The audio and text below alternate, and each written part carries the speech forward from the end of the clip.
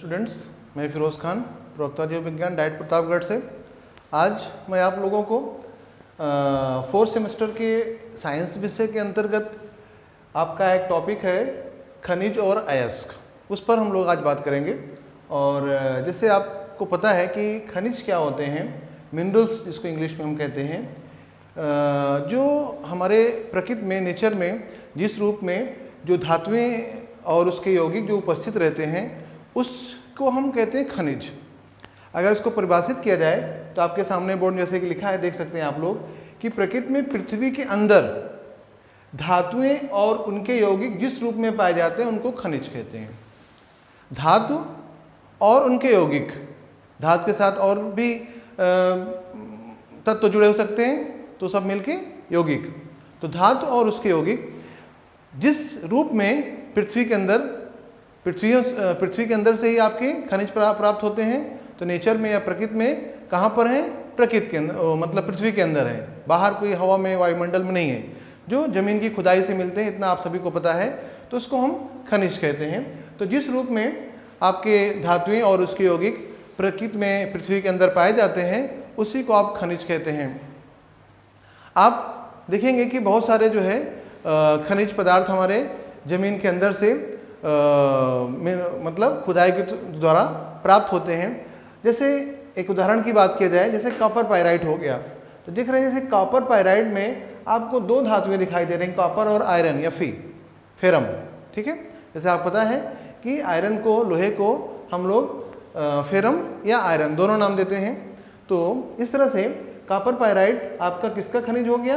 Copper और iron यानी कि लोहे का। इस तरह से खनिज आपका कोई भी पदार्थ हो जाता है जिसमें धातु होते हैं या उसके और इसके यौगिक होते हैं, जो हमें ज़मीन के अंदर से प्राप्त होते हैं, खुदाई के द्वारा प्राप्त होते हैं, उन्हीं पदार्थों को हम खनिज कहते हैं। अब खनिज आपको पता है कि मुख्यतः तीन रूप में पाए जाएंगे। एक तो धात्विक खनिज हो जाएंगे, दूसरा अधात्विक खनिज, तीसरा खनिज ईंधन। धातु और अधातु का अंतर आप सभी को पता होगा, या अगली क्लास में हम आपको धातु और अधातु का फिर से एक अंतर का एक पूरा अलग से टॉपिक पढ़ा देंगे। और आपके ऐसा कोर्स में भी है धातु और अधातु का अंतर, लेकिन नॉर्मली सभी को धातु और अधातु का अंतर पता है। जैसे धातुएं चमकदार होती हैं, उनको हम पीट कर पतली शीट के फॉर्म में बना सकते हैं, उनसे तार बना सकते हैं, मुख्यतः अपारदर्शी होती हैं। ठीक है, इस तरह से आपके धातुओं में आवाज़ आती है, लोहा तांबा किसी को पीटिए उसमें आवाज़ आती है। इस तरह वो धातु या मेटल होते हैं। जो नॉन मेटल अधातु होते हैं, जैसे आपको पता है कि वो पारदर्शी, अपारदर्शी या अर्धपारदर्शी तीनों तरीके से हो सकते हैं। मुख्यतः उनको हम पीट कर किसी शीट या तार के रूप में नहीं परिवर्तित कर पाते, उनमें आवाज़ नहीं आती। धातुओं का अधिकांश केस उल्टा रहता है। इस तरह से धातु और अधातु हम लोग अगले वीडियो में कवर करेंगे फिलहाल। तो लेकिन जो खनिज की बात है, तो खनिज आपका जो है मुख्यतः तीन रूपों में पाया जाता है। एक धात्विक खनिज, अधात्विक खनिज और खनिज ईंधन। तो धात्विक खनिज नाम से ही समझ में आ रहा है कि जो मतलब ऐसे खनिज जिसमें मुख्यतः धातुएं पाए जाएंगे, मेटल्स पाए जाएंगे, उन खनिजों को हम लोग क्या कहेंगे? धात्विक खनिज कहेंगे। जैसे आपका कैसे धातु, जैसे लोहा, तांबा, सोना, चांदी, जिस भी इनके जो यौगिक रहेंगे उनको हम कहेंगे धात्विक खनिज कहेंगे। अधात्विक जो अधातुएं हैं, अपने प्रकृति में जिस रूप में पाई जाती, जिस रूप में वहाँ से पृथ्वी के अंदर से निकाली जाती हैं, उनको हम अधात्विक खनिज कहते हैं। जैसे आपका गंधक हो गया यानी सल्फर हो गया, जिप्सम हो गया, एस्बेस्टॉस हो गया, ये सभी अधातुएं हैं और प्रकृति में इसी रूप में पाई जाती हैं। इनको हम नॉन मेटेलिक मिनरल्स यानी अधात्विक खनिज कहते हैं। Metallic minerals, non metallic minerals, धात्विक खनिज, अधात्विक खनिज। साथ साथ आपको पता है कि हमारे पास आज की डेट में एक ऊर्जा का प्रमुख जो स्रोत है सूर्य के अलावा, जो जिससे हमारे तमाम जो गाड़ियां हैं और सारे इंडस्ट्री से चल रहे हैं, उसमें खनिज ईंधन का रोल है। और जैसे आपका कोयला है, पेट्रोलियम है, प्राकृतिक गैस है, ये सब हमारे खनिज ईंधन है। सभी को पता है कोयला जो है खादानों से खुदाई के द्वारा प्राप्त होती है, पेट्रोलियम जो है जमीन के अंदर से जो है निकाला जाता है, प्राकृतिक गैस भी अधिकांश समुद्र वगैरह के अंदर वो नीचे गहराई में होती है, पानी की बहुत गहराई में होती है। इस तरह से पृथ्वी के अंदर से अधिकांश खनिज, आप चाहे धात्विक हो, अधात्विक हो या ईंधन वाले खनिज हो, ये सभी प्राप्त होते हैं। तो इस तरह से खनिजों की बात हो गई। और आप देखें कि खनिज आपका खनिज को हम लोग मुख्यतः तीन भागों में विभाजित कर सकते हैं, या आप कह सकते हैं खनिज आपके तीन प्रकार के हो गए, धात्विक खनिज, अधात्विक खनिज और खनिज ईंधन।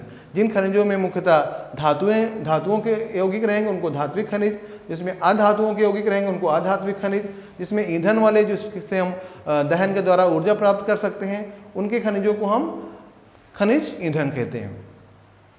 तो इस तरह से खनिज की बात हुई। फिर आगे हम अगले टॉपिक की बात करते हैं। खनिज के बाद जो है धातु अयस्क यानी मेटल ओर्स, ठीक है, अयस्क यानी ओर्स।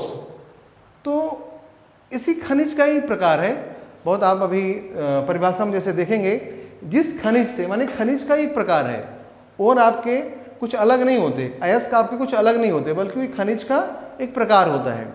जिस खनिज से किसी धातु को प्रचुर मात्रा में आसानी से प्राप्त किया जा सके उस खनिज को धातु अयस्क कहेंगे, ठीक है। तो खनिज है, लेकिन उसी खनिज में ऐसा खनिज हो जिससे आप धातुओं को आसानी से, दूसरी बात प्रचुर मात्रा में प्राप्त कर सकें, ऐसे खनिजों को हम धातु अयस्क कह देंगे। जिस खनिज से, फिर से एक बार देख सकते हैं आप, जिस खनिज से किसी धातु को प्रचुर मात्रा में आसानी से, यानी खनिज ही है वो, लेकिन उसकी खासियत क्या होनी चाहिए उस खनिज की कि धातु को प्रचुर मात्रा में आसानी से प्राप्त किया जा सके, उस खनिज को धातु अयस्क कहते हैं, मेटल ओर्स कहते हैं। जैसे बहुत सारे मेटल ओर्स आप जानते हैं, जैसे हम बात करें गैल्ना की, तो गैल्ना आपका जिसको हम पीबी मीन्स होता है लेड, शीशा, ठीक है। तो जो गैल्ना है, पीबीएस है आपका, वो आपका पीबी माने शीशा, ठीक है। तो शीशे का आपका अयस्क है। इससे जब हम गैल्ना समझेंगे तो गैल्ना जब हम बात कर रहे हैं जिस अयस्क की, इसका अर्थ हो गया कि गैल्ना एक ऐसा अयस्क है जिससे हम जो है ग्लास को आसानी से प्राप्त कर सकते हैं और प्रचुर मात्रा में प्राप्त कर सके। तो गैल्ना यानी पीबीएस कहने का अर्थ हुआ कि ये आपका पीबी यानी शीशे का अयस्क है। अयस्क होने के साथ साथ एक खनिज भी है, ठीक है। ऐसे कॉपर पाइराइट की जैसे ऊपर भी बात किया था, कॉपर पाइराइट कॉपर का अयस्क है। कॉपर का अयस्क यानी कि ये ऐसा खनिज है, यहाँ देखा आपने खनिज में भी उदाहरण है और अयस्क यानी ओर में भी इसका उदाहरण आ गया।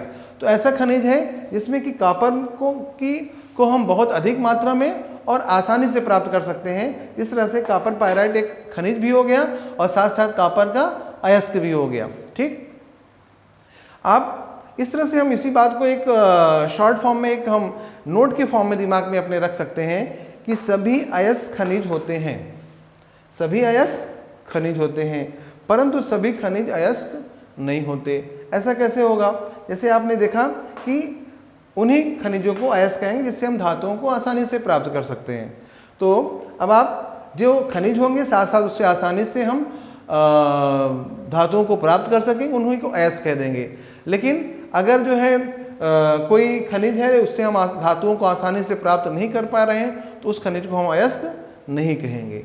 अब आप इस तरह से, इसीलिए हम कह सकते हैं कि सभी अयस्क खनिज होते हैं, सभी अयस्क खनिज होते हैं, परंतु सभी खनिज अयस्क नहीं होते। ये आपकी मुख्य बात रही खनिज और अयस्क के संबंध में। उम्मीद है कि आपको खनिज और अयस्क का अंतर बहुत क्लियर समझ में आ गया होगा और इस तरह से आप जो है लगभग दोनों चीज़ समान होती है। थोड़ा सा हम जब बात करते हैं तो खनिज और अयस्क का तो परिभाषा लगभग समान होने से हम थोड़ा सा बातों को कंफ्यूज करते हैं कि क्या होता है खनिज यानी कि मिनरल्स और क्या होता है अयस्क माने ओर्स। तो खनिज हो गए जिस रूप में आपका कोई भी धातु प्रकृति से प्राप्त हो रही है, अब उसमें चाहे कम धातु हो चाहे ज़्यादा हो तो उसको हम खनिज कह देंगे। अब अगर उसी खनिज से धातु जो है बहुत ज़्यादा मात्रा में, प्रचुर मात्रा में, साथ साथ आसानी से प्राप्त की जा सके तो उसी खनिज को आप अयस्क या और कह देते हैं। आपने देखा कि खनिज हमारे मुख्यतः तीन तरह के हो जाएंगे, धात्विक खनिज, अधात्विक खनिज और खनिज ईंधन। धात्विक खनिज जिसमें मुख्यतः धातुएं पाई जाएंगी जिनसे हम धातुओं को अलग करते हैं। अधात्विक खनिज हो गए जिसमें अधातुएं होती हैं, और खनिज ईंधन जिनसे हम जिन गाड़ियों को चलाने में और जिसको हम ऊर्जा प्राप्त करने में जिन पदार्थों को यूज़ करते हैं उनको हम ईंधन कहते हैं। तो आपके जो पृथ्वी से प्राप्त हो रहे हैं उनको हम खनिज ईंधन कहते हैं। इस तरह से मिनरल्स और ओर्स यानी खनिज और अयस्क का टॉपिक आपका ये उम्मीद है कि आपको पूरी बात समझ में आ गई होगी। अगली बात हम लोग जो है धातु और अधातु में अंतर और साथ साथ अयस्कों से हम धातुओं कैसे प्राप्त करेंगे, ये नेक्स्ट वीडियो में बात होगी। आप सभी का धन्यवाद।